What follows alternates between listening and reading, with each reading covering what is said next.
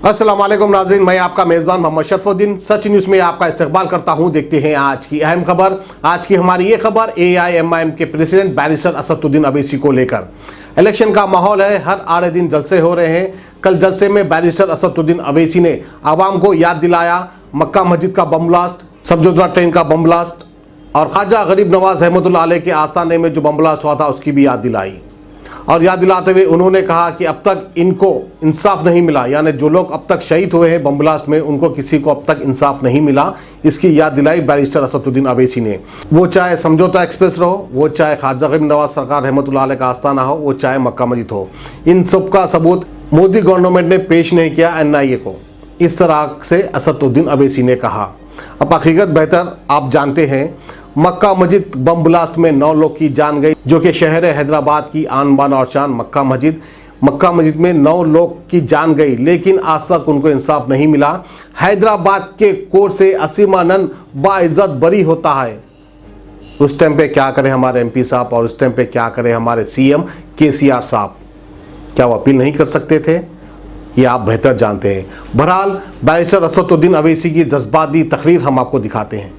क्या समझौता train blast का NIA कोर्ट का जज जजमेंट में लिखता है कि इनके पास सबूत था, अच्छा सबूत था जो पेश नहीं किए। जजमेंट में लिख रहा है, मैं नहीं कह रहा हूं, जजमेंट में लिख रहा है कि इनके पास सबूत था, ये सबूत नहीं दिए। अब आप बताइए, 25 लोग जो टेररिस्ट बम ब्लास्ट में मर गए, उनके खानदान वाले क्या सोचना? मिस्टर मोदी, लाशें पुकार कर तुमसे पूछ रही हैं, समझौता ब्लास्ट की लाशें तुमसे पूछ रही हैं, मक्का मस्जिद में 9 लोग मारे गए, वो लाशें तुमसे पूछ रही हैं, ख्वाजा अजमेरी के आस्थाने में एक मरने वाला शहीद हुआ, वो तुमसे पूछ रही हैं कि तुम्हारे पास सबूत था, तुमने सबूत को पेश नहीं किया। यह ओवैसी या मजलिस नहीं कह रही है, NIA का जज कह रहा है। तो मालूम हुआ कि नरेंद्र मोदी सबूत क्यों नहीं पेश किए? क्योंकि जो मुल्ज़मीन थे उसमें असीमानंद था। असीमानंद किसी जमाने में RSS से वाबस्ता था और जो लोग RSS को जानते उन्होंने लिखा कि बरसों पहले नरेंद्र मोदी और असीमानंद दोनों चड्डी पहनकर लट फिराते थे RSS की, इसलिए मोदी असीमानंद को बचाने के लिए सबूत नहीं पेश किए।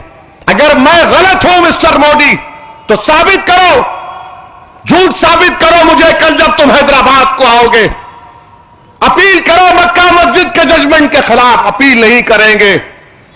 समझौता का ट्रेन ब्लास्ट, अपील नहीं करेंगे। मेरे भाई, जो हिंदुस्तान का वजीर आजम अपने लोगों को बचा रहा है, जो लोग टेररिज्म में मर गए उनके इंसाफ की उसकी फिक्र नहीं है, वो देश की क्या खिदमत करेगा? इसीलिए यह जरूरी है कि पूरे मुल्क में यह बात जाए कि जो लोग आज मीडिया के लोग बड़े चमचागिरी करते, जो आके पूछते आप बोलिए, क्या बोलना, मोदी के खिलाफ बोले तो ऐसा लगता है कि इनके अब्बा को बोल दिए। इतनी मोहब्बत